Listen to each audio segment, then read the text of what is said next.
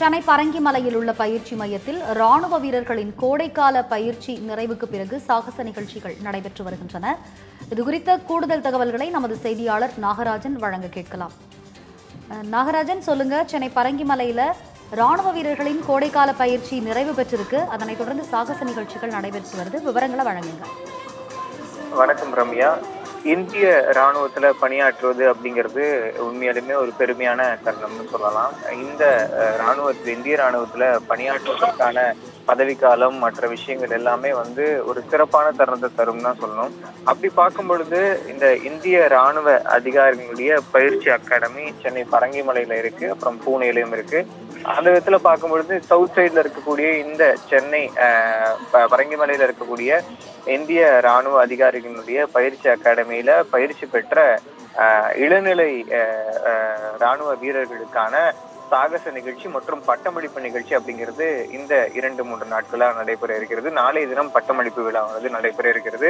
அதன் அடிப்படையில பார்க்கும் பொழுது 1 வருட காலம், அதாவது போன கோடை காலத்துல இருந்து இந்த கோடை கால முடிவு வரைக்குமே 1 வருட காலமா இந்த இந்திய ராணுவ வீரர்களுடைய அதிகாரிகளுடைய பயிற்சி மையத்துல பயிற்சி பெற்றிருக்கக்கூடிய இளைஞர்கள் மற்றும் மாணவர்களுக்கான இந்த பட்டமளிப்பு விழாவுடைய சாகச நிகழ்ச்சி தான் இன்றைய தினம் நடைபெற்றது. குறிப்பா இந்த சாகச நிகழ்ச்சியில ஜிம்னாஸ்டிக், ராணுவத்தினுடைய இசைக்குழுவினுடைய அந்த பங்களிப்பு, அது மட்டும் இல்லாம களறியப்பட்டு, கேரளா செண்டை மேளம் மற்றும் குதிரை ஏற்றம், தற்காப்பு கலைகள் உள்ளிட்ட பல்வேறு விஷயங்கள், மார்ஷல் ஆர்ட்ஸ்னு சொல்லுவாங்க, பல்வேறு விஷயங்கள் இன்னைக்கு நிகழ்த்தப்பட்டுச்சு. இந்த குறுகிய கால சேவை குழுவின் அடிப்படையில SSCன்னு சொல்லுவாங்க. அதுல குறிப்பா 118 ஆண்களும் அந்த சேவை குழுவில் பெண்கள் 32 பேரும் நாளைய தினம் அவங்களுடைய அந்த பட்டயத்தை பெற இருக்கிறார்கள். அவரவர்களுடைய பெற்றோர்கள் மற்றும் உறவினர்கள் மத்தியில நாளைய தினம் அந்த பட்டமளிப்பு விழா அப்படிங்கிறது நடைபெற இருக்கிறது. எப்படி ஒரு கல்லூரியில 3 ஆண்டுகள் ஒரு கோர்ஸ் முடிச்சு அந்த பட்டத்தை பெறுவாங்களோ, அதே மாதிரி 1 வருஷம் இந்த லெப்டினன்ட் அப்படிங்கிற ஒரு போஸ்டுக்காக இந்த பதவியை அவங்க பெறுவதற்காக 1 வருட காலம் பயிற்சி மேற்கொண்டாங்க. நாளை தினம் அந்த பட்டமளிப்பு நடைபெற இருக்கிறதுக்கு முன்பாக இந்த சாகச நிகழ்ச்சிகள்லாம் பெற்றோர்கள், உறவினர்கள் மற்றும் மூத்த அதிகாரிகள் முன்னில நடத்தப்பட்டிருந்துச்சு. இந்த நிகழ்ச்சிக்கு சென்னை OTA, அதாவது ஆபீசர்ஸ் ட்ரைனிங் அகாடமியினுடைய commandant lieutenant general Michael AJ Fernandes தலைமை வகித்திருந்தார். சாகச நிகழ்ச்சியில பங்கேற்ற பேண்ட் மற்றும் மார்ஷல் ஆர்ட்ஸ், களறியப்பட்டு, அது மட்டும் இல்லாம பங்கர் தகப்பு உள்ளிட்ட பல்வேறு நிகழ்வுகளை தலைமை தாங்கியவர்களுக்கு அவர் பதக்கங்களையும் வழங்கி கௌரவிச்சாங்க.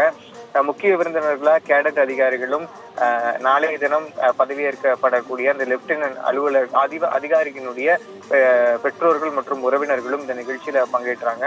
குறிப்பா இதுல பங்கர் தகப்புன்னு ஒண்ணு நடந்தது.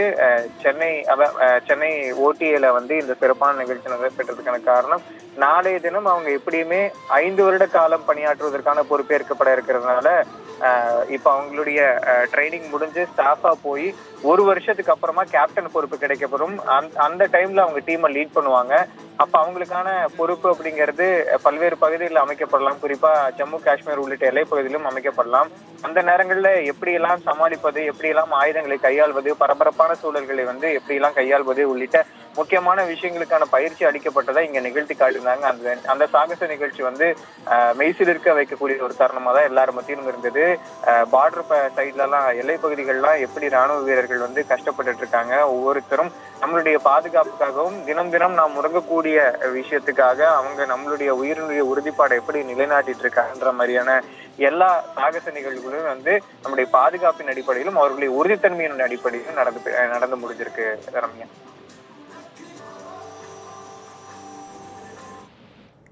விவரங்களை விரிவாக வழங்கியமைக்கு நன்றி நாகராஜன்.